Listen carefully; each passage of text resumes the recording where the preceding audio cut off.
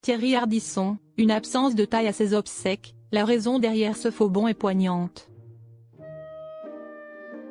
Le 16 juillet, de nombreuses personnalités se sont rendues aux obsèques de Thierry Ardisson. Mais une personne très importante dans sa vie manquait à l'appel.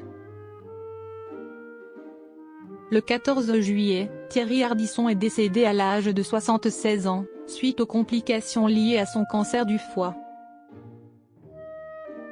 Celui qui était surnommé l'homme en noir a considérablement marqué le paysage audiovisuel français. En plus de 40 ans de carrière, il a croisé le chemin de nombreuses personnes. D'ailleurs, le 17 juillet ils étaient environ 1000 à venir lui rendre un dernier hommage à l'église Saint-Roch. Parmi les proches figuraient sa première femme Christiane et sa seconde épouse Béatrice étaient présentes. Ensuite, Audrey Crespo-Mara, ses enfants, Gaston, Manon, Ninon, ainsi que des personnalités du monde médiatique et politique, comme Brigitte Macron, Marc-Olivier Fogiel, Florent Pagny ont également fait le déplacement. Cependant, une personne importante dans la vie de Thierry Ardisson manquait à l'appel. Obsèques de Thierry Ardisson, Catherine Barma absente. Un visage connu manquait à l'appel le 17 juillet. En effet, Catherine Barma, ancienne productrice de L'Homme en Noir n'était pas présente à la cérémonie. À première vue, on pourrait penser que cela avait un lien avec leur désaccord des dernières années.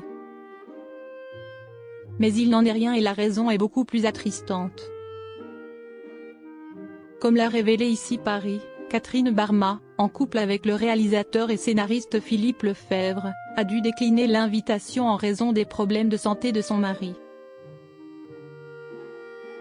Si elle a dû rester au chevet de son mari le jour des obsèques, Catherine Barma a tout de même rendu hommage à son ancien collaborateur. La productrice est en effet apparue dans le documentaire La face cachée de l'homme en noir, produit par Audrey Crespo-Mara, et diffusé le 16 juillet sur TF1. Thierry Ardisson et Catherine Barma, entre conflit et collaboration. Thierry Ardisson et Catherine Barma se connaissaient de longue date. Ensemble, ils ont marqué l'histoire de la télévision française, en particulier grâce à l'émission culte Tout le monde en parle, diffusée entre 1998 et 2006 sur France 2. Leur collaboration a duré 20 ans. Mais derrière le succès, des tensions sont apparues.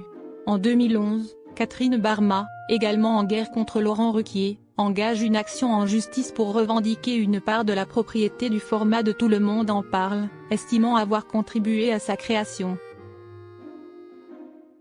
Thierry Ardisson, lui, maintient qu'il en est l'unique concepteur. Ce désaccord autour des droits d'auteur donne lieu à plusieurs années de procédure.